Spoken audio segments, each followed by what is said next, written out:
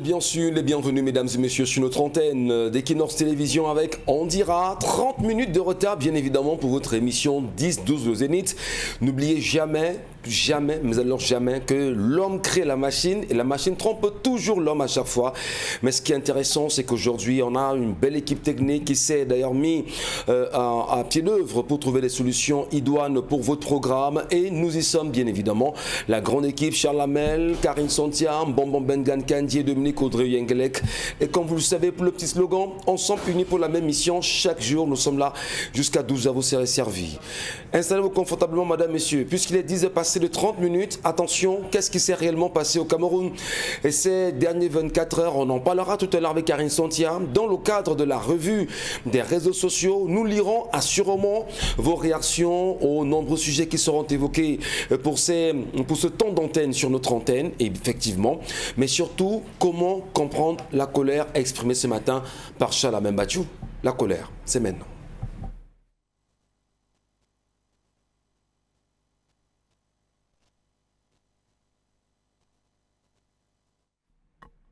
Je m'interroge ce jour sur la question de la répartition du budget d'investissement public dans ce pays. Depuis quelques jours, ça bouillonne sur la toile. Depuis quelques jours, on s'étripe dans tous les sens, laissant parfois apparaître des replis identitaires sur cette question du budget d'investissement public.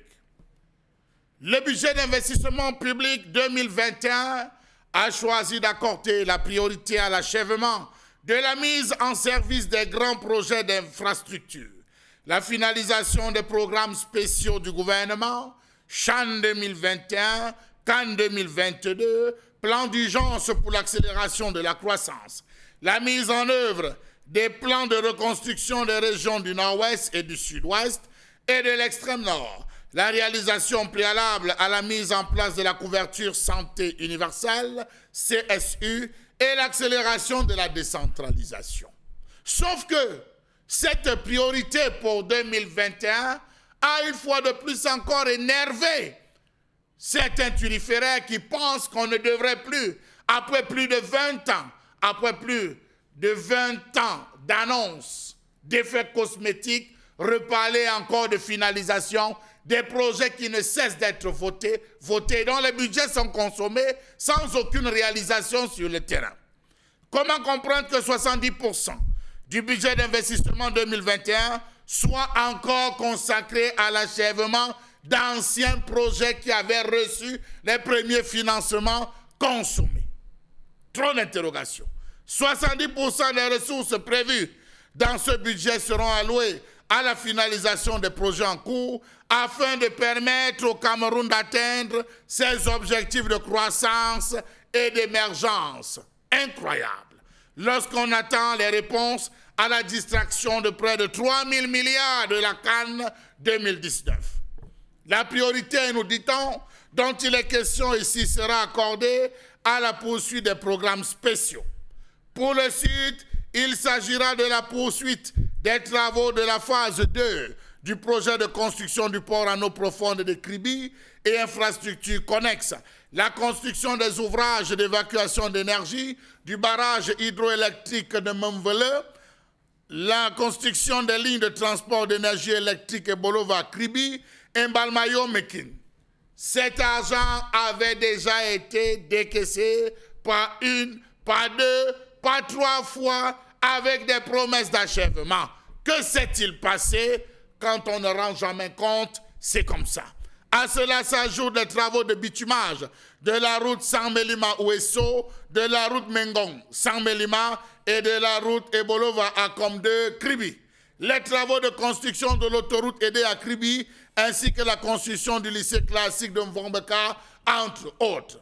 Comment comprendre la légèreté avec laquelle se présente le journal des projets qui, de l'avis des spécialistes, aurait dû se présenter en deux sections?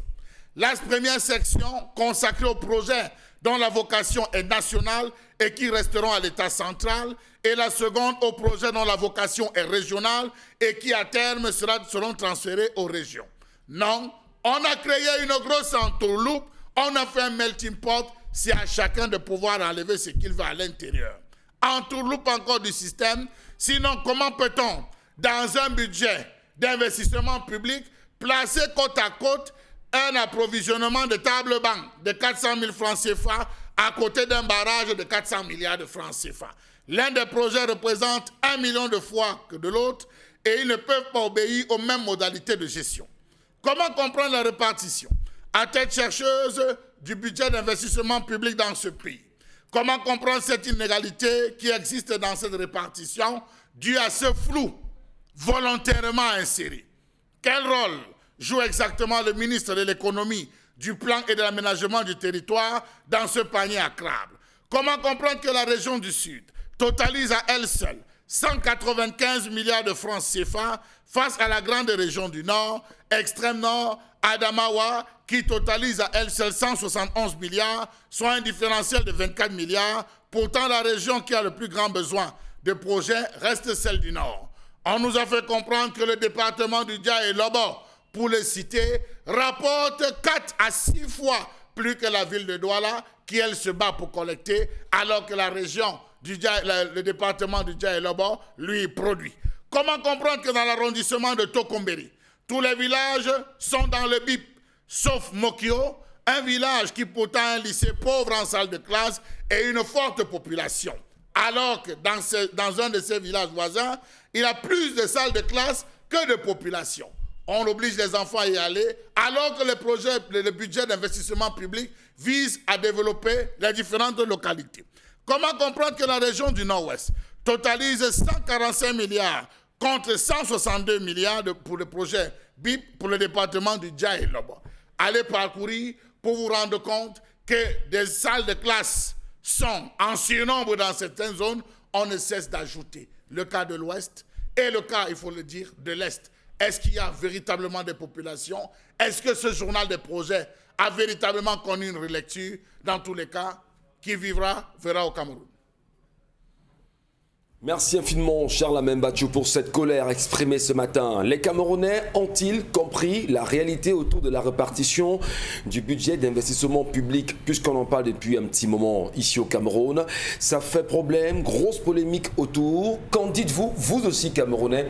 Comment appréciez-vous la répartition qui a été faite jusqu'à présent par le gouvernement camerounais et le fait simplement que l'on a accordé au département du Dia et Lobo 69 milliards, alors que le Grand Nord à lui seul, pour reprendre Charles Amel ici, le Grand Nord, c'est-à-dire l'extrême Nord, le Nord et l'Adamawa, totalise 171 milliards pour les 3 grandes régions du Cameroun.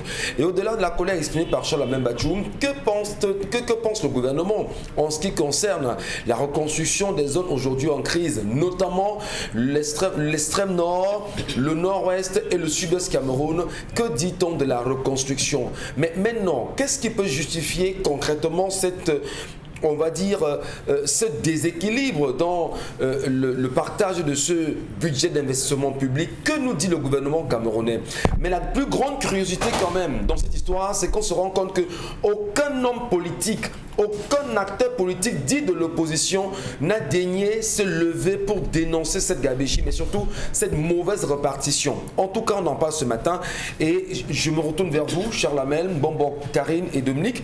Qu'est-ce qui peut bien justifier, Bonbon Bengal, que l'on soit dans une répartition, on va dire, à tête chercheuse aujourd'hui? Comment peut-on expliquer fondamentalement que l'extrême nord soit l'extrême nord, l'extrême nord, le nord et la Damawa, 171 milliards, et un petit département à lui seul porte 69 milliards de francs CFA?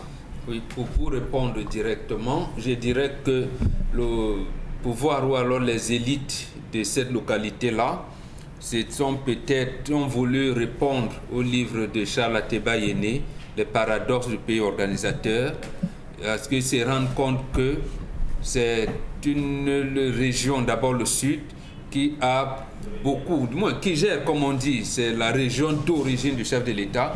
On s'est rendu compte que 40 ans, près de 40 ans après, rien n'a été fait là-bas. Il faut faire quelque chose. Il faut faire quelque chose parce que Ateba Yéné disait régulièrement qu'on va leur demander des comptes. Qui va leur demander des comptes? Les régions des populations du Sud. D'accord. Maintenant, ils sont donc allés de manière, j'allais dire, rébarbative. Tout le Sud ne profite pas, on devient encore s'exfaire une politique d'apartheid en disant le département d'origine du chef de l'État. Vous voyez, c'est un peu ce qui pourrait justifier, je peux me tromper, mais je pense que c'est cela là-bas pour être dans la logique ici. Est-il à son dernier mandat?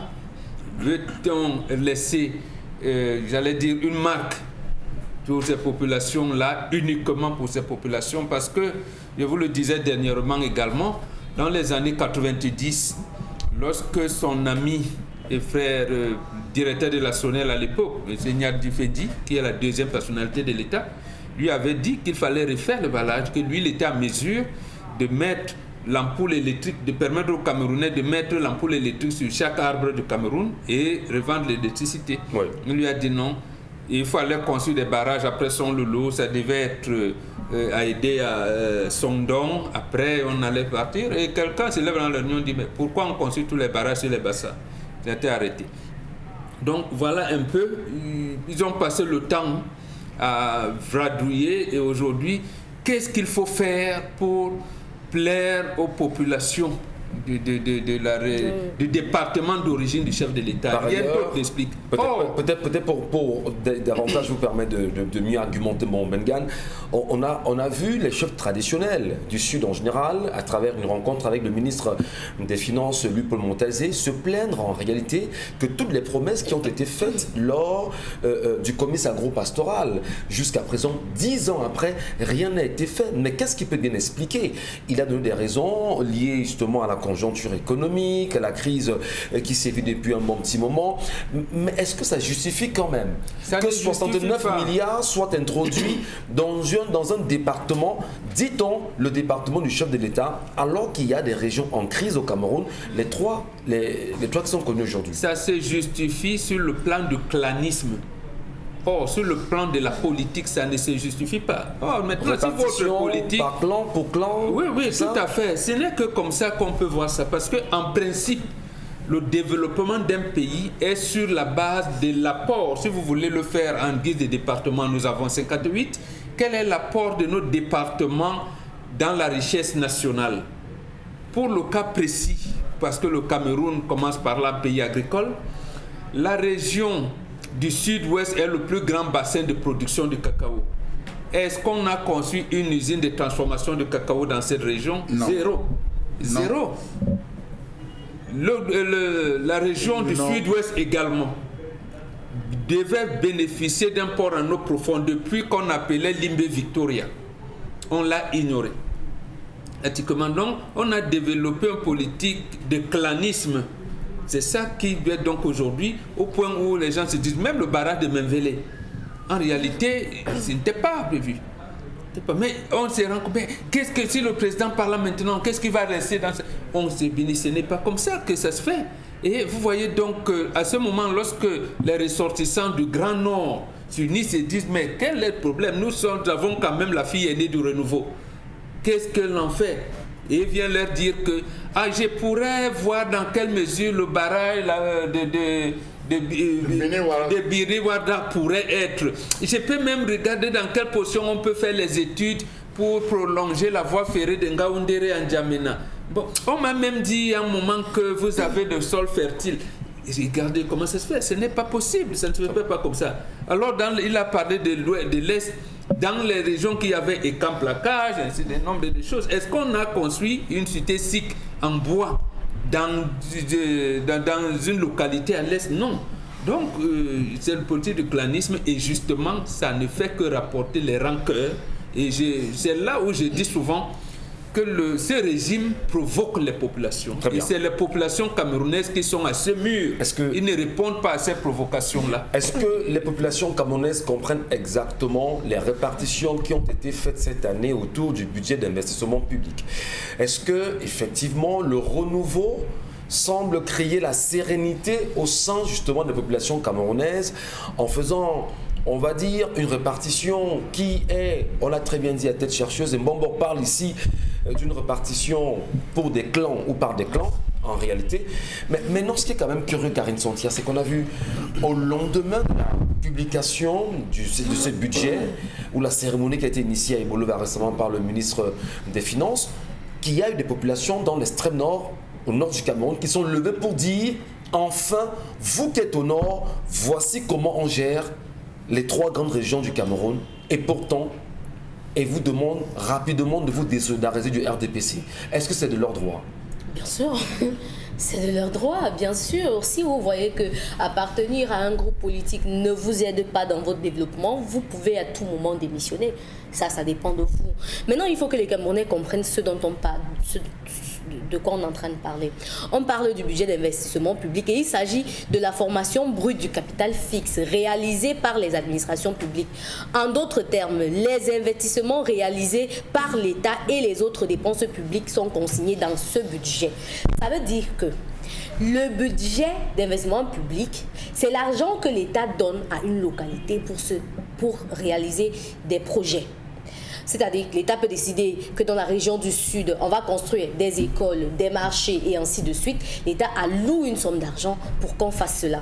Maintenant, il y a 2 types de budgets d'investissement. Il y a des budgets qui ont des vocations nationales et qui peuvent se trouver dans des régions. Là, ça n'appartient pas à une région et le budget ici ne va pas être le budget de la région du Nord, par exemple. Très bien. Ce sera un budget national. Par contre, si on vous dit qu'on veut construire un marché dans votre localité ou encore dans votre arrondissement, là alors ça intègre le budget de votre localité. C'est un budget d'investissement public pour votre arrondissement ou encore pour votre région. Il faut bien il faut bien comprendre de quoi on parle. Et ce qui dérange les Camerounais, c'est que vous voyez la différence qu'il y a entre le budget qu'on alloue à un département et le budget qu'on alloue à une région ou à 3 régions. Ce qui fait que l'année 2019, les années 2019, 2020 et 2021, le Dja Elobo, lui seul, a regroupé 145,9 milliards de francs CFA en termes de budget d'investissement public. Précisons bien le chiffre. Je dis 145,9 milliards de francs CFA. En combien de temps? 3 années, 2019, 2020 et 2021. Très bien. Là, ça, le Dja Elobo, c'est 162 autant pour moi, 9 milliards. Là, c'est 169,9 milliards. Le Dja Elobo, lui seul, en 2019, 2020 et 2021, c'est 162,9 milliards voilà, de francs CFA. 162,9 milliards en 3 années. Pourtant, le Nord-Ouest, qui est une région d'abord en crise, 2019, 2020 et 2021, c'est 145,9 milliards de francs CFA. Regardez la disparité. Une région qui est battue par un département. Je reviens, l'histoire est l'origine de tous les enseignements. C'est pourquoi je dis qu'en 2015, tout le septentrion a totalisé 72 milliards de francs CFA en termes de BIP. Donc le nord, l'extrême nord. 2015, le nord, l'extrême nord et la Gamawa. La région du Sud a totalisé 99 milliards de francs CFA. Et le Dja Elobo, lui, seul avait 35 milliards de francs CFA. En 2015. Dans la région de l'Ouest, 33 milliards de francs CFA, toujours en 2015. Vous voyez qu'un seul département vient battre une région dans l'investissement que l'État accorde aux localités. Alors, depuis 2015 jusqu'à aujourd'hui, quelles sont les infrastructures qu'on a construites, qu'on a établies au Dja Elobo et qui sont fonctionnelles? Et qui sont visibles aujourd'hui. Qui sont visibles. Parce qu'il faut au moins se les voir. Voilà. Et si vous permettez, justement, vous avez parlé de Bolova tout à l'heure. L'Anvila, qui est le département capital de la localité, bénéficie moins. Incroyable. Voilà, oui, ici on me disait par exemple, Villa, on aurait dû servir de gouverneur, ainsi de suite, mais bon, on lui dit la capitale va attendre. Voilà. Et ce qui fait que vous allez voir que dans ces mêmes départements, c'est les endroits où les populations se plaignent tout le temps. Les populations se plaignent que les camions passent avec des billes de bois et puis il n'y a pas la route. Les populations se plaignent que depuis il n'y a pas d'électricité. Les populations se plaignent qu'il n'y a pas d'école. Ils veulent mourir les moustiques et autres. Jusque-là, rien. Mais c'est le département qui engouffre les sous. Qu'est-ce qu'on fait de cet argent? Alors le Dja Elobo est une région, est un département peuplé plus que la région du Nord? ou du nord-ouest, on dit même ou du qu'il nord-ouest. On dit qu'il apporte plus que la région, la capitale économique. Ok, disons que les infrastructures qui sont dans la capitale économique sont des infrastructures à vocation nationale parce que le port est à vocation nationale, donc ça n'appartient pas à la région du littoral. Mais lorsque vous établissez toutes ces comparaisons, sur quoi est-ce qu'on se base pour attribuer à chaque fois Odia et Lobon plus que les autres? La question est importante d'être posée justement ce matin. Vous êtes très nombreux d'ailleurs Camerounais aujourd'hui qui vous demandez réellement pourquoi est-ce que dans mon département les choses n'avancent pas? Pourquoi est-ce que nous n'avançons pas réellement? Qu'est-ce qui peut justifier aujourd'hui que l'on ficelle des budgets que à la fin justement de l'année ou en fin d'année, on vous dira que le budget a été exécuté, ça veut dire a été consommé effectivement, les projets ne sont pas arrivés à terme. En réalité, qu'est-ce qui peut expliquer cet état de choses? On voudrait bien sûr ce matin que les Camerounais comprennent très bien les manigances, le vol qu'il y a derrière, les trafics en réalité. Dominique Audrey, Monsieur, ça vous interpelle vous aussi cette question, cette colère exprimée ce matin? Et j'ai des réponses aux questions que vous avez posées parce que en octobre de l'année dernière, le MINPAT a tenu une réunion justement en préparation du BIP de 2021 et a donné les raisons du non-achèvement du BIP de l'année dernière. Je veux dire que des projets du BIP de l'année dernière. Et il a estimé qu'il y a un problème d'appropriation des différents projets par les exécutifs communaux qui sont nouvellement élus. Ouais. Donc ils n'arrivent pas à prendre le train en marche. Et il a également mentionné qu'il n'y a pas une maturation suffisante des différents projets. Donc, on a quand même financé le projet, mais le projet n'était pas suffisamment mature. Donc, forcément, ça a avorté avant même la naissance. Et il a également mentionné qu'il y a l'abandon des chantiers à raison du non-paiement. Des non-paiements. Et à côté de ça, il a dit qu'il y avait la standardisation des coûts au niveau des projets et qu'on n'avait pas tenu compte des réalités locales avant de dire que, par exemple, pour mettre une borne fontaine au nord, il faut, par exemple, je dis n'importe quoi, 10 000. Et pourtant, à Douala, on met, par exemple, à 15 000. Donc, on n'a pas tenu compte de ça. Conséquence, on a donné de l'argent, mais le projet n'a pas pu être fait. Conséquence, l'année qui vient, il va falloir redonner de l'argent, cette fois-ci, en tenant compte de ça. C'est un peu tiré par les cheveux, c'est tellement incongru. De ce que vous dites, une question c'est bête. Pour justifier. Non, mais une question bête, stupide en réalité, c'est que on a quand même les questions orales au sein du Parlement aujourd'hui. Ce qui est la grande curiosité, c'est que nos parlementaires ne posent pas des questions justement qui font référence à la justification de ces budgets et mais quand même, est-ce qu'à un moment donné, c'est pas de nature, comme on l'a très bien dit, à provoquer les Camerounais, à les énerver et que les comptes soient que l'on leur rende compte quand même? Non, ils ont fini d'être énervés, ils ont vaqué chacun à leur occupation, d'autres sont allés sur leur moto, d'autres sont allés vendre la tomate, ils ont fini d'être énervés. Vous avez vu que ça leur a fait quoi? Rien du tout. Bomboka parlait de clanisme, mais à côté de ça, moi je dirais qu'il y a une sorte de favoritisme. Lorsque vous parlez avec quelqu'un qui est nouvellement élu à un poste ou bien à une certaine responsabilité, la personne a tendance à vous dire que comme je suis arrivé là, il faut d'abord que je m'apprête pour quand je ne serai plus là. Mais aujourd'hui, ce qu'on est en train d'observer, c'est que la région, la localité ou bien le secteur, le petit village du Cameroun qui bénéficie de tout aujourd'hui, c'est une sorte de préparation de l'après, de la retraite, la maison du village, on peut dire ça comme ça. Lorsque je vais rentrer, il faudrait que j'ai de l'électricité, il faudrait qu'il puisse avoir des écoles, il faudrait qu'il puisse avoir un hôpital qui soit prêt à m'accueillir si jamais j'ai un bobo. Maintenant, le reste, pendant quasiment 40 ans, rien n'a été fait. Donc, on commence d'abord par favoriser notre environnement immédiat. Lorsque ce sera fait là-bas, peut-être on verra si au nord, on pourra effectivement donner quelque chose. Moi, je me suis intéressée à un détail, à l'une des raisons du non-achèvement, de la non-réalisation des projets du BIP de 2020. Et on nous a mentionné qu'il n'y avait pas les projets n'étaient pas suffisamment matures pour être menés à terme. qui décide des projets et comment est-ce qu'on en décide? Mais attendez, quand on dit projet n'est pas mature... Mais on a financé... Non. Voilà, non, mais est-ce que les projets ont besoin de la provende pour être... Pour avoir de la maturité. Oui. Pour arriver à maturité, il faut de l'engrais pour les projets. Mais le c'est le cerveau des gens qui rédigent en fonction d'un caniveau donné. Une question posée par Dominique Audrey, très intéressant justement.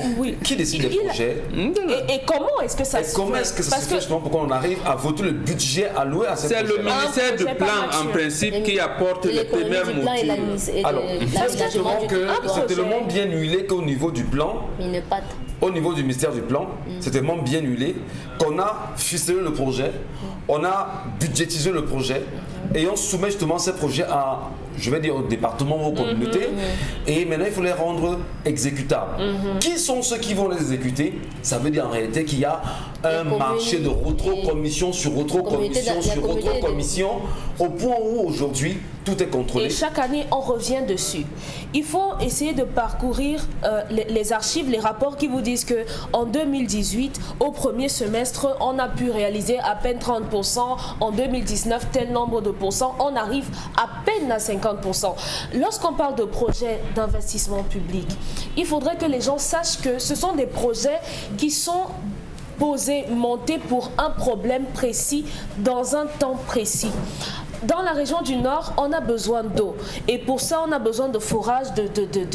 Donc, dans tel intervalle de temps, on doit pouvoir le faire. Mais lorsque vous parcourez ces projets-là, on vous dit qu'on a besoin de monter la barrière du MINPROF, on a besoin de terminer la maison du sous-préfet. Vous avez besoin... Oui, c'est ça des projets dont on parle.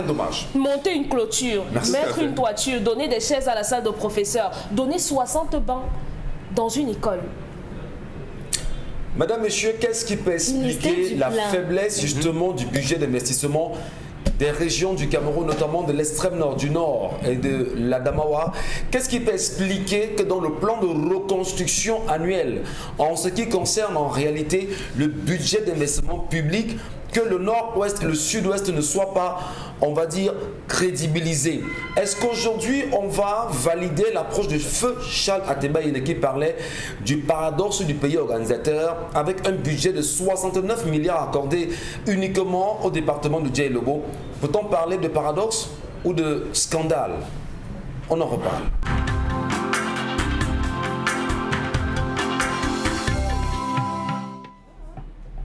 Bienvenue Madame, Messieurs, bon retour à vous. Merci infiniment de vous installer confortablement devant votre petit écran ou si jamais vous avez votre smartphone en main, merci de nous laisser bien évidemment vos nombreuses réactions à la suite des sujets évoqués ce matin sur notre antenne. Et la colère exprimée à l'instant est portée sur le budget d'investissement public. Dominique Audrey, Charles Hamel, Bonbon Bengan et Carrie Sontia.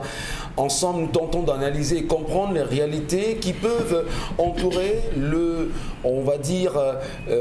les budgets qui ont été votés cette année, rendus publics. Et vous le savez, ceci a été défendu auprès des parlementaires à l'Assemblée nationale. En réalité aussi, on a souvent le sentiment que quand on n'a pas toutes les solutions ou toutes les réponses à la justification d'un budget, comment les députés camerounais peuvent-ils laisser que des budgets aussi colossaux, parfois inexpliqués, soient votés? Est-ce qu'on ne peut pas, nous aussi Camerounais, taxer les députés de voleurs, entre guillemets, parce que vous semblez, monsieur et madame député, ne pas faire le travail comme cela se doit, et aujourd'hui on se rend compte qu'il y a des grincements dedans. Comment expliquer quand même? Quelqu'un me fait savoir qu'il y a une ligne budgétaire venant de l'ONU pour reconstruire les régions anglophones du Cameroun, mais avant cela, il y a quand même un budget d'investissement public au niveau du Cameroun pour ces régions en crise. Comment vous expliquer que les deux régions, nord-ouest et sud-est Cameroun, ont un budget d'investissement public aussi bas, aussi minable que celui du Djaïlobo, qui n'est qu'un département camerounais aujourd'hui? C'est incroyable. Dominique Audrey, vous avez justement une petite virgule à nous apporter ce matin sur cette question qui nous interpelle tous d'ailleurs. Oui, j'aurais aimé qu'on s'interroge à la suite de Charles Hamel sur pourquoi est-ce que, avant d'établir de nouveaux projets pour une nouvelle année, on ne nous présente pas l'état des lieux de ce qui a d'abord été précédemment fait? Pourquoi on ne nous dit pas, une sorte d'audit, qu'est-ce qui a été fait au cours de l'année? l'argent investi, ce qu'il en reste, pour savoir, parce que si on doit être en 2021 à continuer de financer les projets qui datent de plusieurs années avant, alors qu'ils avaient déjà reçu un financement, il faudrait qu'on sache logiquement où est passé l'argent, où en est le projet. Mais ce que je peux dire, c'est que malheureusement, le Cameroun n'est pas un pays où on a des projets de recherche comme dans d'autres pays où on travaille sur des inventions. Nous, on est un pays de réhabilitation, de réaménagement, de restauration, et c'est tout. Malheureusement, et des urgences. Et des urgences. Donc, et on ne peut pas malheureusement se projeter dans la durée et innover. Conséquence, on est toujours en train de sortir de l'argent à monter des barrières. En 2018, au premier semestre, on nous a dit qu'on avait réalisé 38% du BIP. En 2019, on était à 42%. En 2019, ils nous ont dit que c'est à cause du corona qu'on n'a pas pu atteindre les objectifs. Oui. En 2020, 17%. Et on attend. Donc, comment ça va se passer en 2021? Est-ce qu'à un moment donné, on voit la question, Charles Hamel, c'est important. Oui, allez-y. On parle quand même du contrôle de l'action gouvernementale aujourd'hui. Je reviens encore dessus parce que j'interpelle de façon sereine les députés camerounais. Est-ce que les Camerounais peuvent comprendre aujourd'hui que lorsque l'on vote un député et que les députés camerounais du Rassemblement démocratique du peuple camerounais, entre guillemets, qui semblent avoir en réalité des positions assez importantes sur ces questions, est-ce qu'on peut quand même se dire que les députés, eux aussi, ont quand même bon, si vous permettez, voilà. Pas de responsabilité dedans. Je pense que c'est un peu... On devrait tout de même dire qu'à côté, parmi ces députés, il y a M. Nietzsche qui est déjà sur un autre front, qui est sur le front du Covid, et peut-être interpeller les autres, parce que ça va faire comme s'ils ne font rien. Si vous permettez, Dominique Audrey a développé en quelques secondes, a développé quelque chose de fondamental là tout à l'heure, de très important. Lorsqu'on était, par rapport au bilan exercé, lorsqu'on était dans les plans quinquennaux, justement, ça se faisait automatiquement. On vous dit, par exemple, le troisième plan, on met un certain nombre de choses. On vous dit, on va créer le FODER, un fonds pour les laitiers, Lorsque ça n'a pas été réalisé, on vous dit, c'était par rapport à la sécheresse qui s'est abattue dans le nord, la région du nord à l'époque, et on va donc commencer maintenant avec l'avancée du désert dans l'opération Sahel vert pour limiter la progression du désert. Et on a vu comment la commission du bassin du lac a travaillé, comment on commençait à planter les arbres, c'était visible. Donc à chaque moment, on devait le faire. Maintenant, on nous amène dans le budget programme. On a dit, ce sera 3 ans. Qu'est-ce qu'on a mis dans le budget programme donc? Et effectivement, c'est à ce moment qu'on doit savoir. Mais ici, on est venu dans les politiques d'urgence. Même à l'hôpital, puisque l'urgence, c'est le terme de l'hôpital. Oui. Bon, on peut donc sortir des urgences pour aller à l'hospitalisation normale et prévoir que la sortie d'hôpital. Ou alors, si vous êtes en urgence, peut-être le cas n'a pas été grave, vous sortez d'un accident, on dit oui, il était en urgence, il est rentré à la maison parce que la pathologie qui l'a amené à l'hôpital a été contenue, est résorbée et tout ça. Voilà, effectivement, donc on n'a pas ces notions de bilan et on vous dit le projet n'était pas arrivé à maturité. Et comment le projet arrive à maturité? C'est bien le cerveau des gens qui se réunissent pour rédiger. Il ne faut pas mettre l'engrais pour le projet ou la provendre. Le projet ne se nourrissent pas de provendre. Maintenant, les députés, justement, les dispositions de la Constitution, j'allais dire, limitent l'action des députés. Ouais. Alors, on dit, c'est ce que le gouvernement prévoit qui est priorité. Il devrait donc faire maintenant profiter au moins de ces 3 choses. Vous avez parlé des questions orales, dont le contrôle de l'action gouvernementale. Mais même là, vous envoyez votre questionnaire au ministre. Il va répondre quand il voudra. Donc, il vous est interdit d'embarrasser le ministre. Incroyable. Voilà. Les commissions parlementaires pour voir, comme disait Dominique Audrey, est-ce que la route même là, qu'est-ce qui s'est passé en Memvele? On construit un barrage, on oublie de le raccorder au réseau national et après les lignes, on vous dit le transport de 180 qu'on a réduit à 80. Bon, c'est quoi? Les députés ne composent pas une commission parlementaire pour aller regarder ce qui se passe.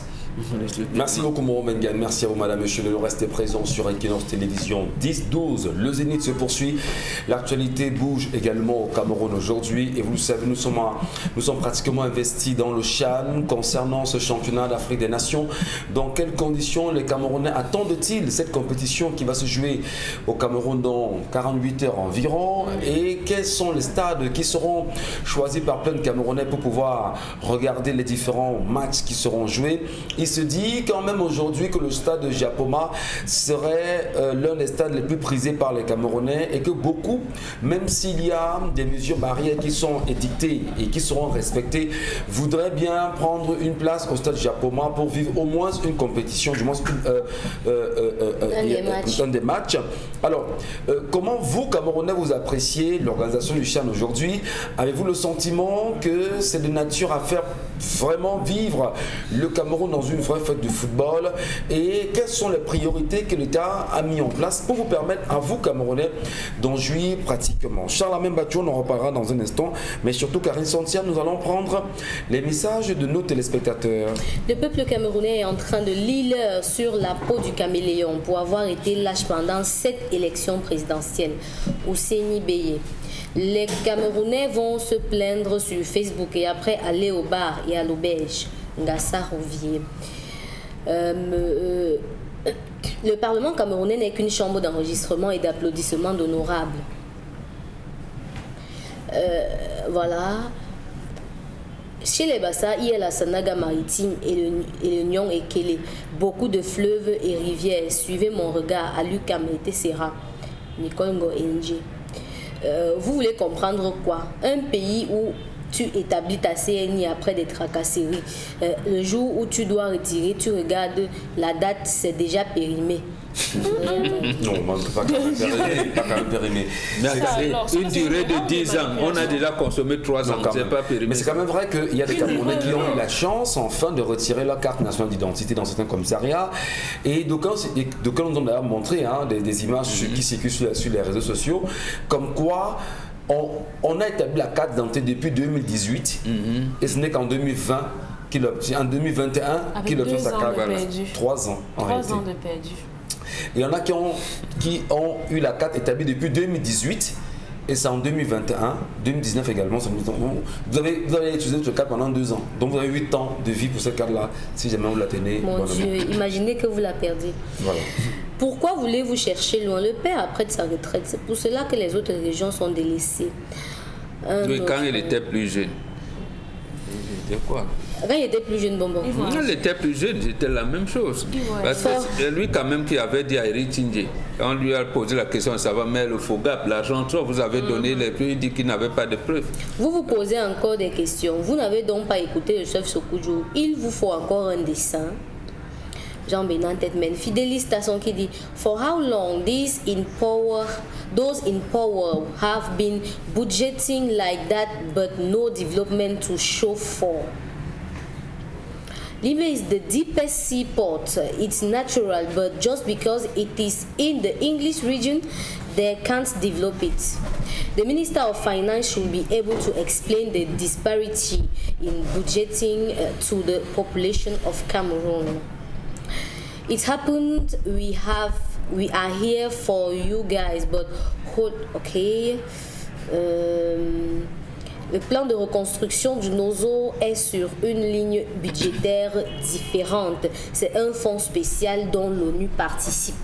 Émile NG qui écrit. Un autre message. Quand le patron s'en fiche de son peuple, vous voulez que les exécutifs soient différents?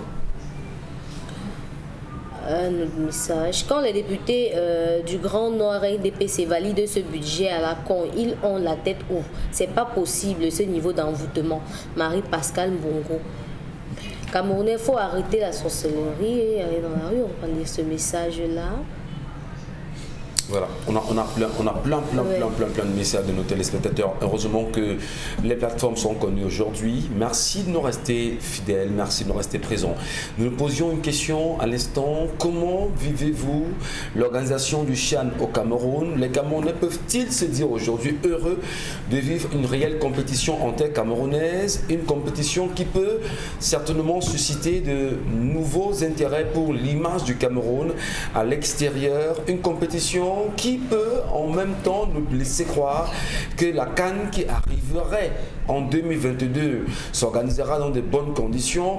Est-ce qu'on peut dire justement qu'à travers Charlemagne Bachou, le CHAN qui doit se jouer et qui s'est organisé, on a une belle senteur de ce qui peut advenir avec la CAN de 2022? Alors, Monsieur Michel, ce que je vois, c'est un pays en chantier. Je vois un pays en chantier. Pour la prochaine CAN.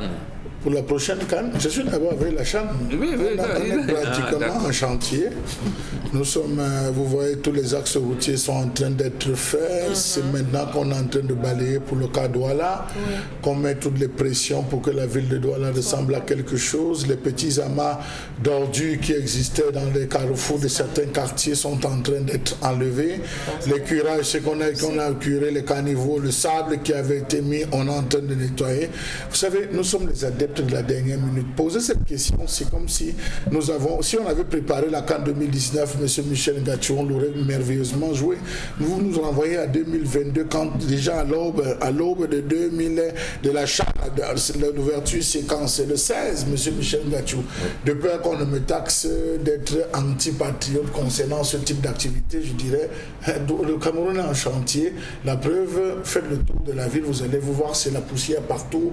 On est en train de balayer par-ci, par-là, on est en train de mettre des pavés de tel côté, des embouteillages, à nul autre pareil. Est-ce que l'activité a démarré? Pourquoi avoir attendu tout ce moment, tout ce temps pour pouvoir le faire? Franchement, pour moi, M. Michel Ngachou, c'est le 16 là que je vous donnerai peut-être ma position. Quelle est bien sûr votre appréciation, Karine Sontia? Croyez-vous que les Camerounais aujourd'hui peuvent sentir, peuvent avoir le parfum? Il y a effervescence ou pas autour de la CAN? Pas vraiment. Autour du CHAN, autant pour. Ce n'est pas l'ambiance qu'on peut connaître lors des grands mouvements sportifs pareils. Donc c'est vrai que c'est aussi l'occasion de faire un test sur nos différentes infrastructures qui ont été construites il y a quelques temps, notamment le stade de Japoma. Mais ce qui est encore plus inquiétant, c'est que les Camerounais lambda eux-mêmes n'arrivent pas à comprendre s'il y a quelque chose. Vous vous rendez compte que c'est cette semaine que Madame la ministre du développement urbain demandait aux enfants de la rue de quitter la rue parce que ça n'embellit pas les villes pendant le CHAN. Ils doivent aller où? C'est ce qu'elle a dit, elle n'a pas dit là où ils doivent. Ça, c'est une adresse à sa sœur de... Ok, que viens prendre tes enfants parce que la rue n'approche pas. La ville. Oui, donc c'est cette semaine qu'elle le disait aussi. Et vous comprenez qu'il y a d'abord une absence de cohésion entre les différents ministères qui devaient travailler pour l'organisation de ce CHAN, notamment la mise en place. Il y a un problème de communication là-dessus parce que vous vous rendez bien compte que à cette période-ci, on devrait quand même sentir dans les villes et même dans les médias nationaux une certaine effervescence, que ce soit en termes de communication, de préparation et des programmes télévisés. Ça veut dire que la lassitude avec laquelle le gouvernement est entré dans l'organisation de ce CHAN, tout le pays a pris autant. Ça veut dire que le stade de Japoma n'a pas été inauguré alors qu'il aurait dû être inauguré avant qu'on organise cette compétition. Il n'est pas inauguré, mais on va quand même y jouer des matchs. Le Premier ministre va donner le coup d'envoi. C'est grave quand même, Karine. C'est vous qui voyez ça comme une gravité. L'État du Cameroun ne considère pas... Quel est l'honneur? Je parle bien de l'honneur. Si vous voulez, quelle est la fierté? Qu'est-ce qui fait la fierté du Camerounais? Que, quoi qu'on dise qu'on ait volé l'argent pour construire un stade, on l'a d'ailleurs construit. On en est très heureux, même si les travaux sont inachevés autour du stade Japoma. Mais c'est quoi l'honneur du Camerounais? C'est quoi la fierté du Camerounais qui dira il faudrait qu'on vienne inaugurer le stade Japoma? On a quand même un chef de l'État, on a quand même un président de la République. Mais il fait le faire même après le CHAN. Il n'y a pas un canevas d'inauguration précis. Est-ce que ça aura encore comment dire, la même portée? Attendons voir le moment là, parce que quand le président de la République est venu ici inaugurer le deuxième pont sous le Vouri, vous avez vu.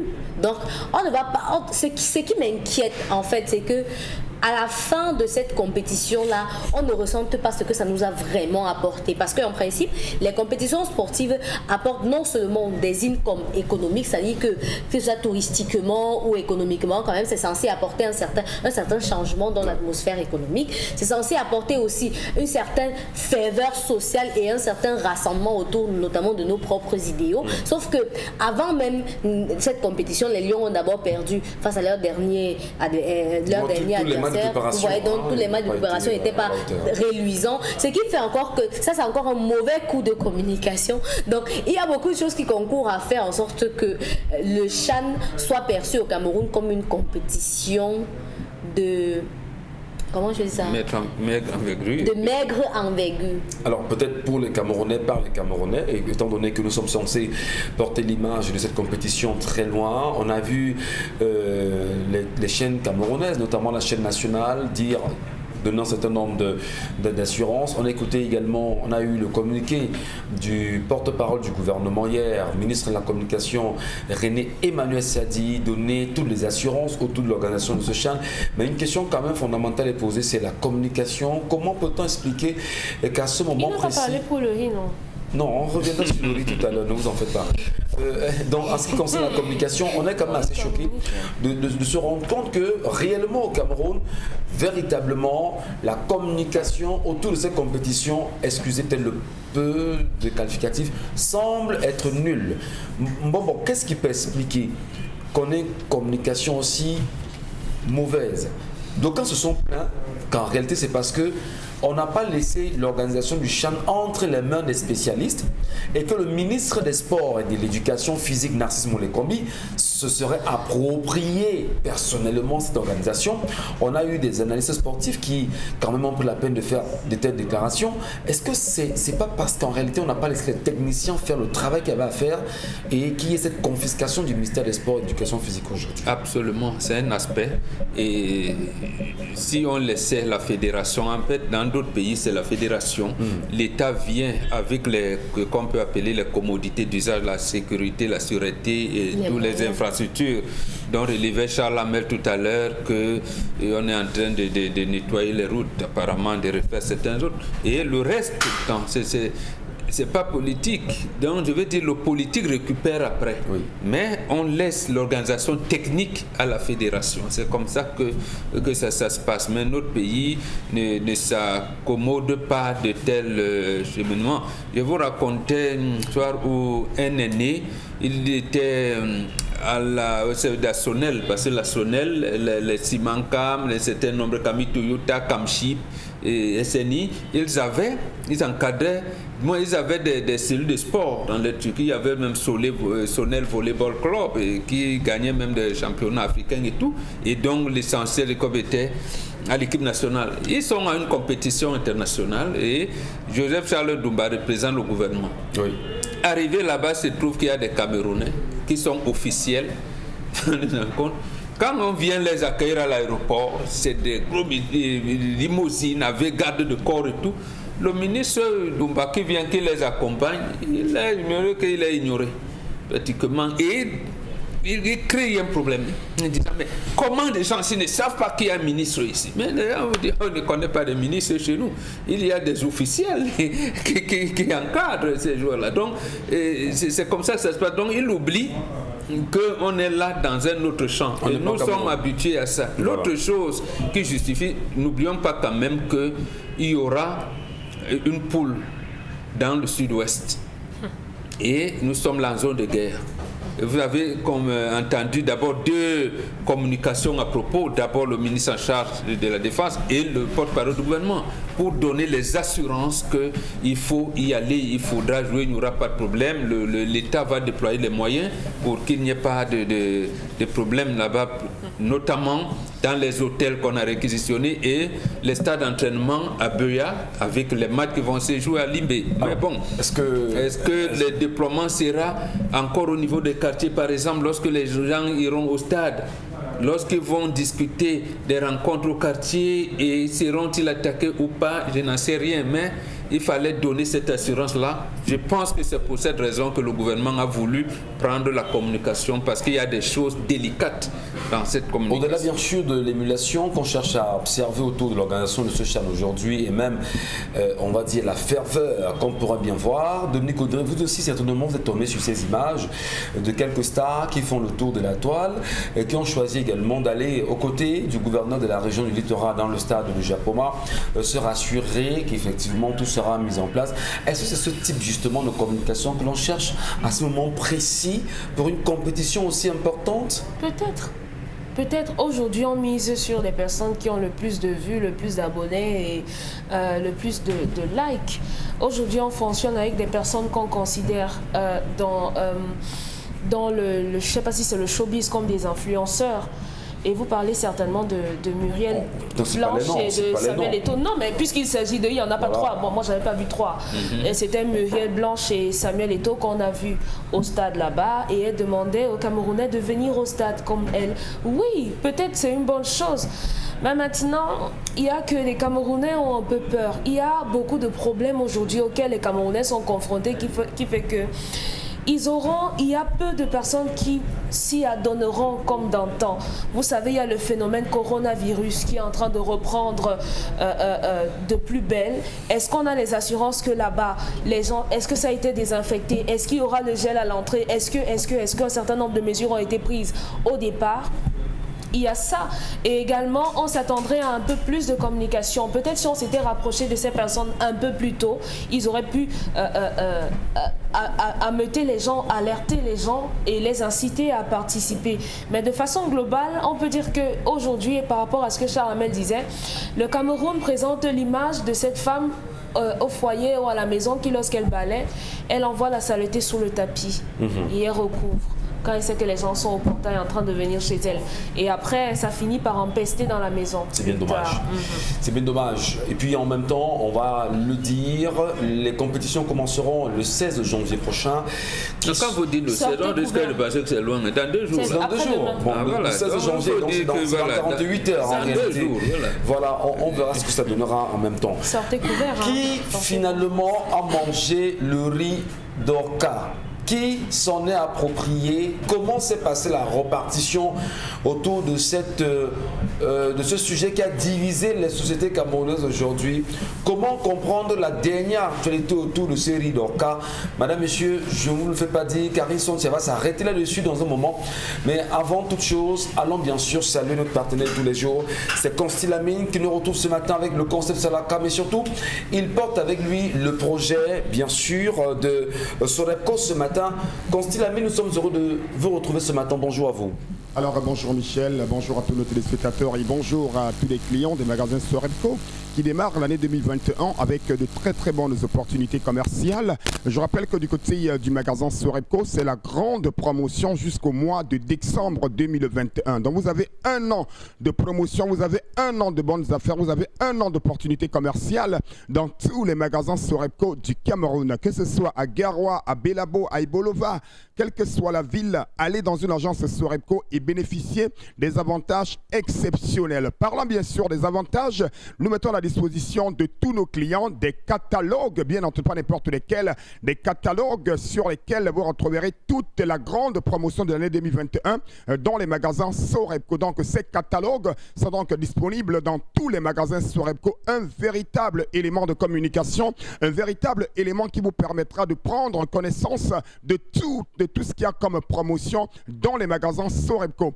Commencer l'année 2021 dans la beauté, dans la joie, dans une construction de qualité, c'est d'aller directement dans les magasins Sorepco avec bien entendu toujours son communicateur commercial Constellamine, le plus sénégalais des Camerounais. Parlant bien sûr des Sénégalais, je leur dis déjà une très bonne année à toute la communauté sénégalaise du Cameroun. Alors, il est question déjà, Sorepco commence 2021 avec une opportunité commerciale que vous ne retrouverez nulle part ailleurs. Vous êtes en plein chantier, vous envisagez construire, alors vous êtes en train de vouloir rénover votre chantier, alors rendez-vous dans les magasins Sorepco, enregistrez votre chantier, pour dire tout simplement faites les achats sur les matériaux de construction à hauteur de 500 000 francs et recevez un bon de réduction de 25 000 francs. Oui, je dis bien, ceux qui nous regardent en ce moment, quelle que soit la ville, quel que soit le quartier, quel que soit le pays, dès que vous êtes bien sûr dans n'importe quel magasin Sorebco et que vous faites enregistrer votre chantier, ça veut dire quoi?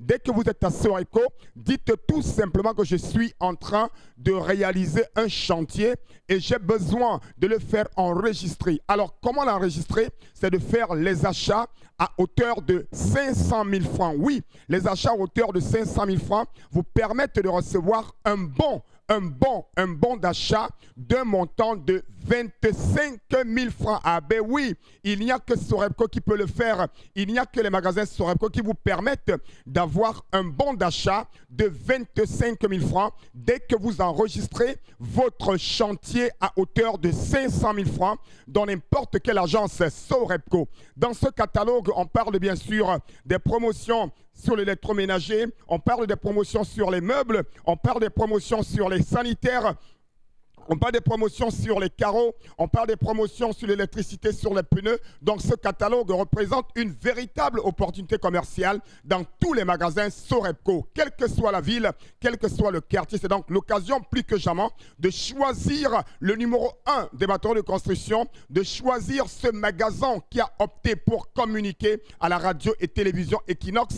Et je rappelle que tous ceux qui vont présenter, qui vont enregistrer leur chantier. Alors, quelle que soit la ville, enregistrez votre chantier à hauteur de 500 000 francs et recevez un bon d'achat d'une valeur de 25 000 francs. À côté, bien sûr, de cette opportunité commerciale, nous revenons pour cette année 2021 dans la grande promotion des peintures Seigneurie. Oh là là là là là là. Vous aviez été nombreux à venir à Sorebco. Vous l'aviez demandé, vous l'aviez réclamé. Alors Sorebco vous permet encore pendant un mois de vivre une grande promotion sur les peintures Seigneurie, les peintures de qualité, pour dire tout simplement acheter 2 pots de peinture dans les magasins Sorebco et recevez le 3e pot gratuitement. Ah ben oui, écoutez-moi très bien.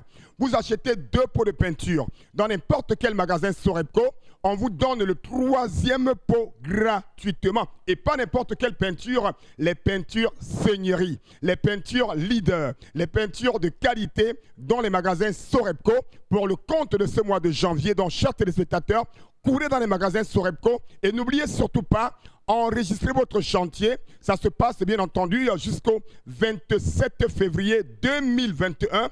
Un chantier enregistré à hauteur de 500 000 francs. On vous donne un bon d'achat de 25 000 francs dans tous les magasins Sorebco. On parle également des carreaux, on parle des sanitaires, on parle des meubles de maison, on parle bien entendu de tout ce qu'il y a comme électroménager. Ça se passe dans les magasins Sorebco. Mais la grande actualité, la grande promotion pour cette année 2021, c'est l'enregistrement des chantiers. Vous êtes en pleine construction, vous êtes en plein chantier. Alors allez à Sorebco, faites les achats à hauteur de 500 000 francs uniquement sur le matériel de construction et bénéficiez d'un bon d'achat de 25 000 francs. Donc, merci beaucoup et rendez-vous dans les magasins Sorebco. Et nous vous disons merci, Constille Amine, d'être passé là ce matin avec Sorebco. Madame et messieurs, nous poursuivons l'édition de ce jour avec vous sur les antennes d'Equinox Télévision, tout en saluant bien évidemment les nombreux Camerounais qui nous regardent très loin du Cameroun. Et ils sont nombreux qui nous écrivent de l'Australie, qui nous écrivent en même temps, même de l'Inde en réalité, puisqu'ils nous regardent chaque matin sur cette antenne.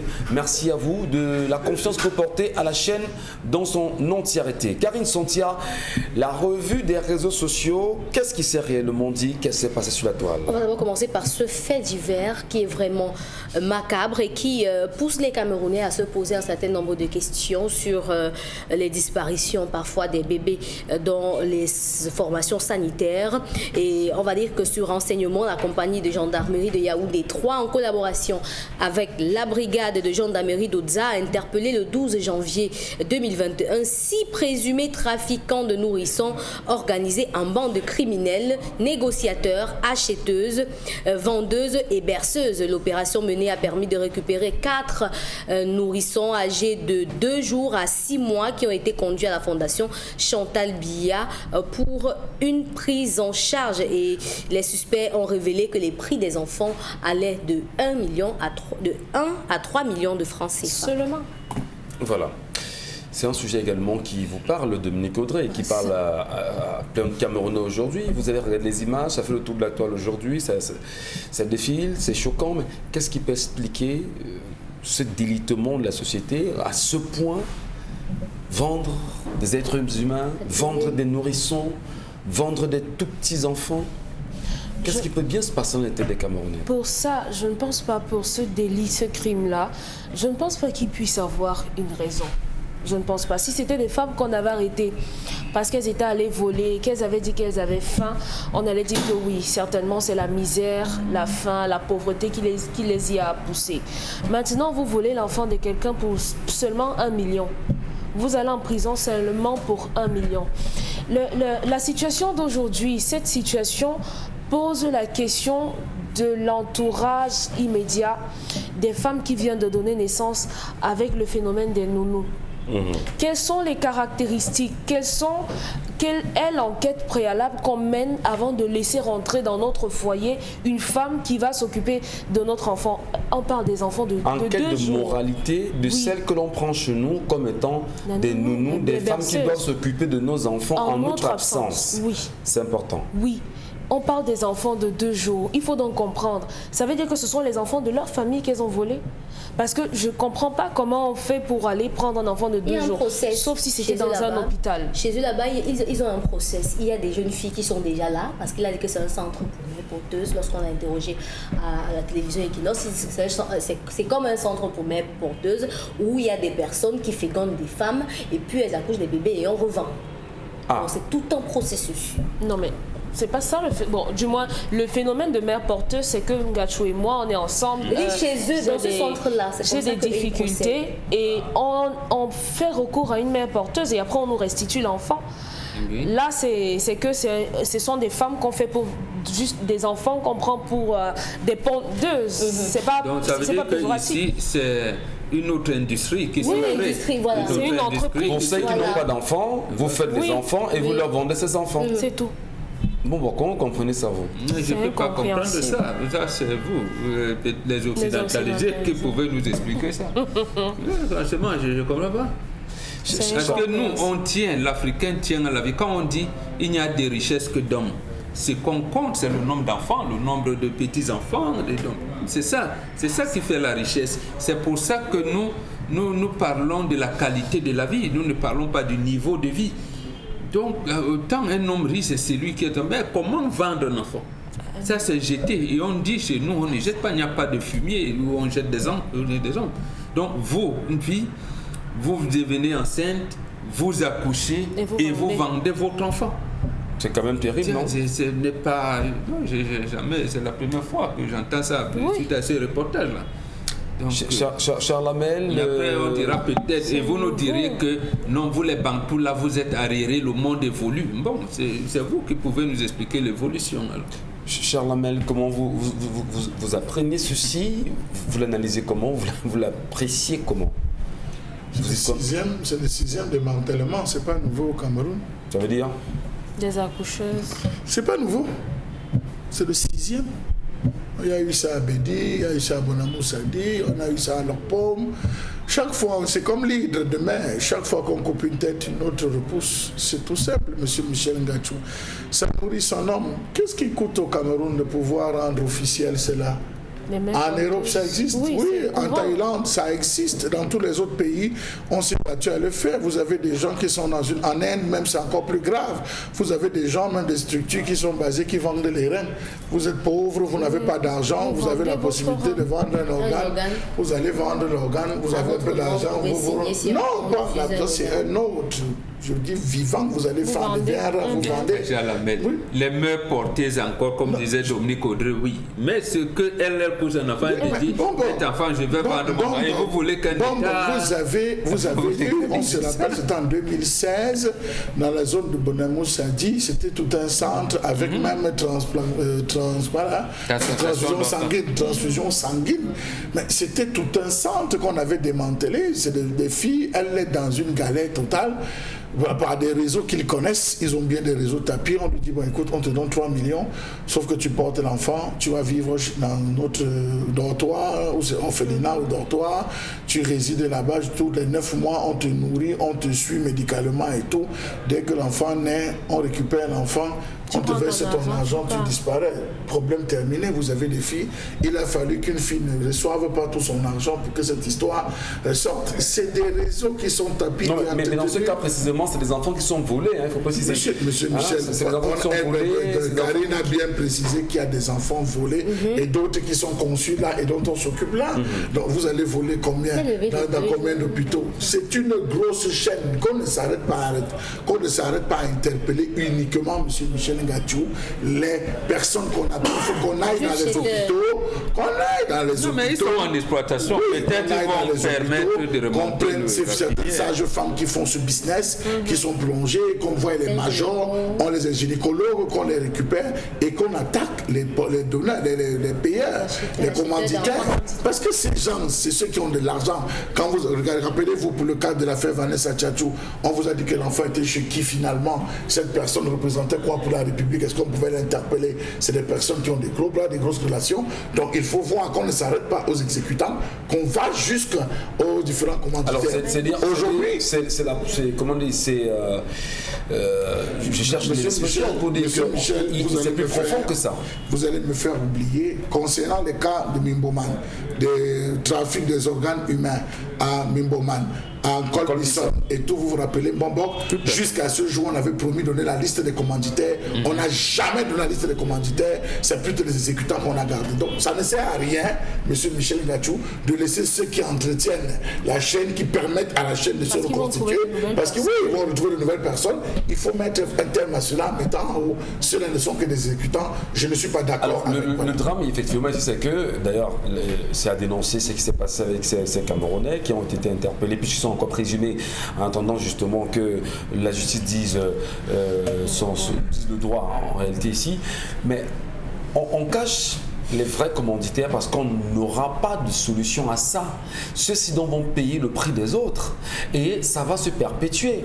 Qu'est-ce qu'on fait donc pour stopper la saignée aujourd'hui? Est-ce qu'on peut dire aux mamans qui nous regardent en réalité, avant de confier votre enfant à une quelconque nounou entre guillemets, il faut avoir une réelle enquête de moralité? Même les membres de la famille. Monsieur Michel Ngatou, Monsieur Michel Ngatou, vous savez, c'est pas vous voyez pas que moi on est un peu contrarié avec ce que vous dites, confier. Je vais à une réunion avec mon bébé, moi et une maman, dans une réunion où nous avons l'habitude de nous retrouver.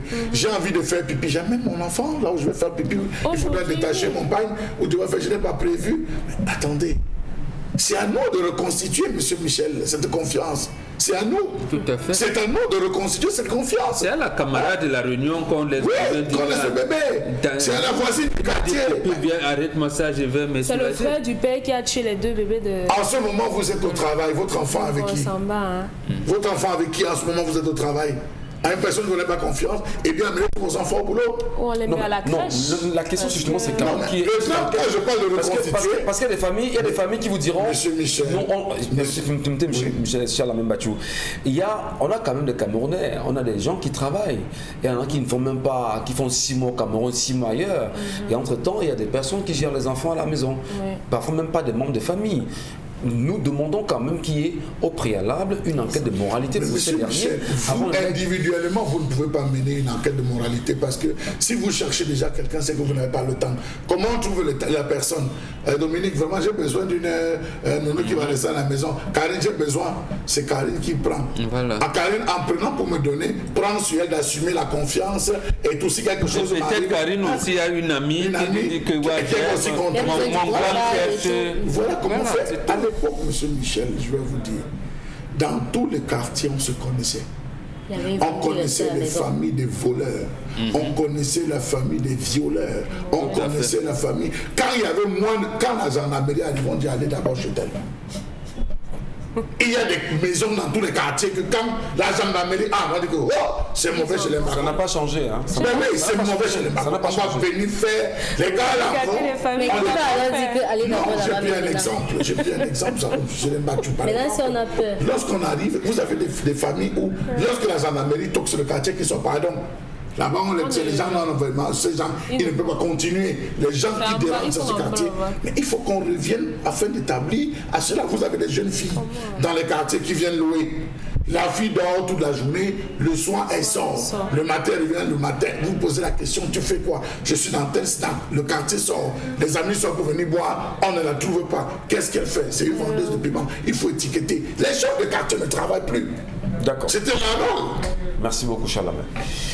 Allez, autre sujet ce matin, Karine Santia. Oui, on s'intéresse à cette affaire du riz d'Orca qui continue à faire parler beaucoup de personnes. Cette fois-ci, c'est le chef de mission des services du contrôle supérieur de l'État qui veut en savoir davantage sur le riz offert par Orca. Il s'agit de 4000 sacs de riz qui avaient été offerts par cette entreprise là, le 14 avril 2020 au ministère de la Santé comme cadre dans le fonds de solidarité, comme contribution dans le cadre du fonds de solidarité pour la lutte contre la Covid-19 au Cameroun. Et cette fois-ci, le CONSUPE veut savoir comment est-ce que cela a été remis, c'est-à-dire comment est les dénominations exactes, la quantification, les précisions sur la nature des produits qui ont été remis et même les documents attestant la réception des dits dons par les services bénéficiaires. Donc voilà tout ce que le CONSUPE veut savoir. Ça c'est dans le cadre de l'enquête qui a été instruite au CONSUPE par le président de la République. Alors justement, on est comment, on doit se demander aujourd'hui, est-ce que c'est pas une diversion? Moi la question je la posais ce matin, nous étions à la radio, je la repose encore ici, Dominique Audrey. Vous ne pensez-vous pas que, d'accord, on a déjà une enquête qui est ouverte autour de la gestion des fonds Covid-19, bon, que l'on relance l'appel autour du patron d'Orca pour qu'il justifie, etc. Mais c'est connu de tout le monde qu'il a remis le riz. Et le ministre de la Santé publique, justement, a validé avoir reçu ce riz. Et il a donné les orientations, ce qu'il en a fait de ce riz. Est-ce que ce n'est pas divertir les Camerounais? Non, mais sauf que quand le ministre vous a dit que c'est même pas lui qui part, vous avez dit que vous voulez au moins les sacs, non? Vous avez insisté qu'on veut les sacs, on veut mettre le copeau, on veut les sacs, on veut les sacs. Maintenant, alors le président décide de vous faire les yeux doux et exige et demande le compte rendu de la répartition de ces sacs de riz-là. Je vois ça comme une opération de charme. Une opération de charme. Pourquoi? Pour quelles raisons? Qu'est-ce que ça sous-tend? Quel est le but recherché? Je ne sais pas trop, mais c'est pas trop parce qu'on veut que vous ayez du riz à manger. Voilà. Comment vous comprenez cet appel du chef de la mission du CONSUPE qui gère aujourd'hui, la gestion des fonds et des legs liés au Covid-19? D'abord, c'est un ministère délégué à la présidence de la République. Donc, on comprend très bien pourquoi le chef de l'État voudrait voir plus clair dans cette histoire.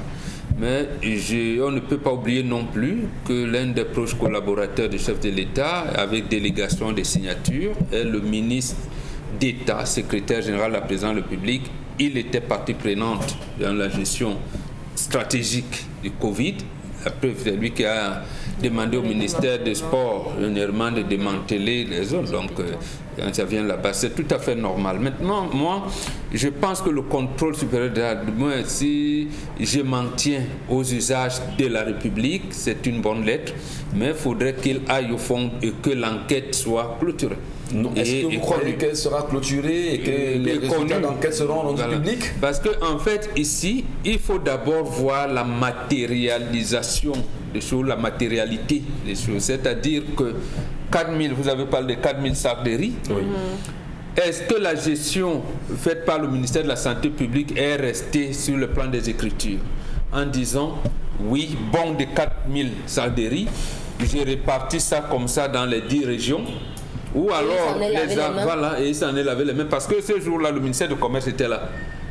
Il veut donc voir, Orca, vous avez donné, qui déchargeait. Est-ce que les gens qui déchargeaient, c'est les ministres? Parce que quand le ministre avait parlé, après la sortie de l'honorable Ditché, il a dit non, il a même d'ailleurs donné, y compris même les dons de Nestlé. qu'il n'y a pas que le riz, il y a aussi Nestlé a donné, tel a donné, tel a donné. Et à mon niveau, c'est chaque gouverneur des régions qui déchargeait. Donc les 10 gouverneurs, seul le gouverneur de la région de l'Ouest était sorti en disant que effectivement, c'est comme ça que ça a été fait. Moi aussi, de mon côté, j'ai réparti au niveau des 10 départements de la région de l'Ouest. Vraiment, mon travail s'est limité à ce niveau. Les 9 autres gouverneurs n'ont encore rien dit. Conscient justement que le gouverneur de la région de l'Ouest s'est prononcé, les 9 autres gouverneurs n'ont rien dit. Le Consup est conscient en réalité que le ministre avait déjà fait cette sortie. Mais attendez, pourquoi revenir encore au niveau d'Orca alors que tout est établi? Non, là où on fait l'enquête, c'est vous, c'est eux qui produisent. Il peut arriver que les gars ont dit non, laisse à la bagarre avant, tu nous donnes des trucs, il faut bien qu'ils sachent. Il faut que le Consup sache. Mais il peut aussi, il y a eu des situations comme ça, à un moment donné, on prend des trucs, on se dit, oui, et Covid c'est vrai, et on peut, mais l'armée en a besoin. Est-ce qu'on a donné? Donc il faut que le Consup sache. Est-ce qu'on a réorienté le don, par exemple, pour nos forces de défense et de sécurité? Il faut que le contrôle supérieur sache. Maintenant, est-ce qu'il a vraiment donné les 4000 sacs de riz et les gouverneurs en ont fait autre chose, ou alors les délégués départementaux ou les préfets? Je n'en sais rien. Donc le contrôle. Ou alors on a introduit ça dans le don que le ministre de la distribuait pendant la Covid. Il faudra donc que le Consup sorte aussi sur tous les autres... tous les autres dons, il faudra les dons sur les produits de première nécessité comme le lait, les gels hydroalcooliques, maintenant sur l'argent même, parce qu'il y a des entreprises camerounaises qui ont donné de l'argent. Sur les projets également. Merci. Ça veut dire qu'il y aura des têtes à couper, Charles Bachou, si on va plus loin. Je vous assure qu'on vous embrouille, vous-même vous tombez dans les embrouilles.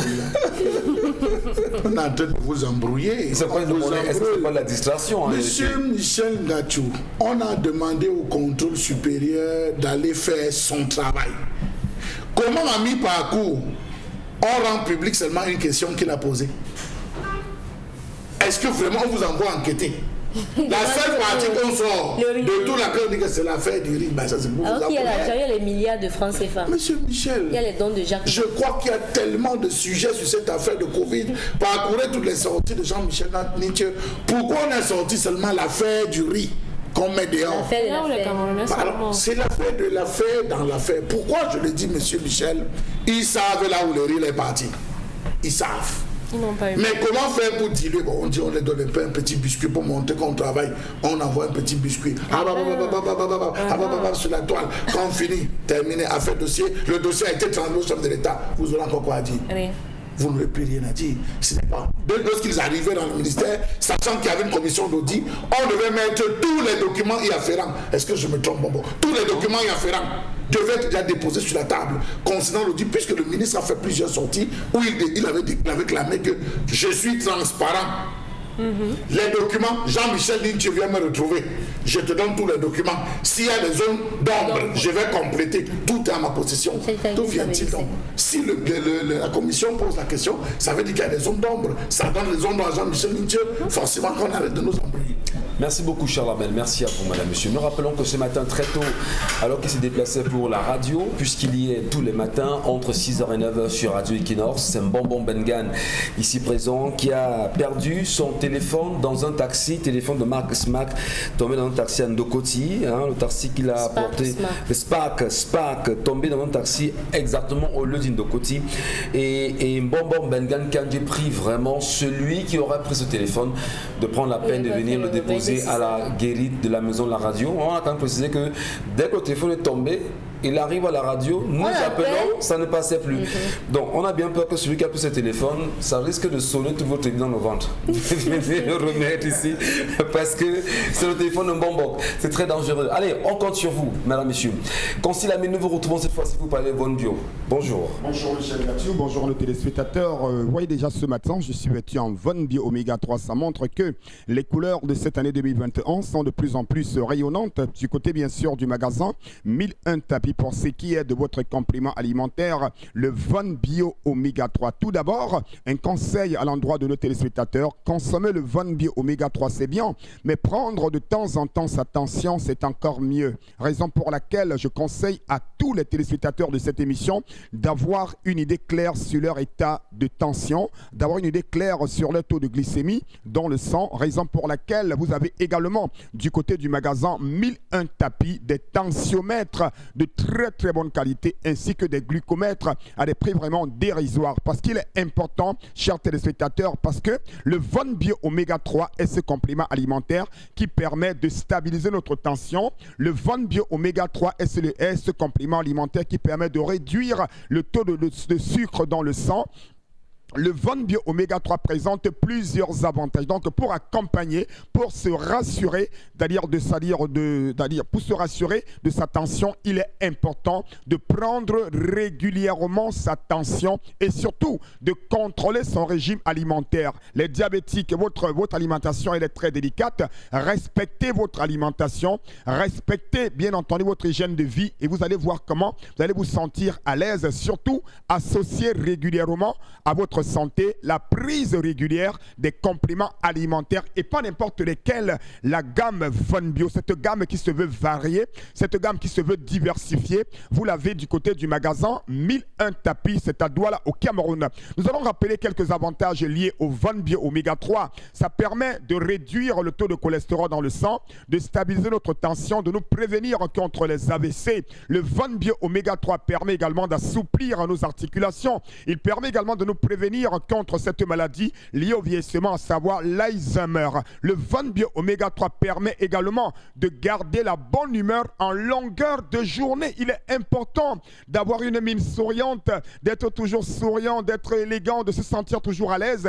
Alors la solution, c'est dans le Von Bio Oméga 3 que vous allez prendre une gélule par jour pendant le repas. En ce moment, jusqu'au 23 janvier 2021, vous avez la boîte de Von Bio Oméga 3 à 5 500 francs. C'est une promotion spéciale Nouvel An qui a été décidée par le laboratoire Cedorex avec bien entendu la supervision du concept Saraka. Vous avez une boîte de 30 gélules de Von Bio Oméga 3 à 5 500 francs du côté du magasin 1001 tapis. Je dis bien à 5 500 jusqu'au 23 janvier 2021. Donc à partir du 24 janvier, la boîte reviendra à 6 000 francs qui est le prix normal de promotion. Il y a également la lotion, c'est de toilette pour diabétiques en vente au magasin 1001 tapis. Sans oublier également la pommade contre les hémorroïdes qui est toujours disponible à 1001 tapis. J'attire votre attention, cette pommade elle est 100% naturelle, elle est efficace. Chacun devrait la voir pour ceux qui ont des problèmes des hémorroïdes. Merci beaucoup. C'est bien compris ce matin, Constilamé. Nous vous disons merci infiniment. Merci à vous, madame, messieurs. La belle appellation, le rappel, faites de la politique, sinon la politique va vous faire. Au pire des cas, la politique va vous broyer. Demain, 10h. On sera encore avec vous.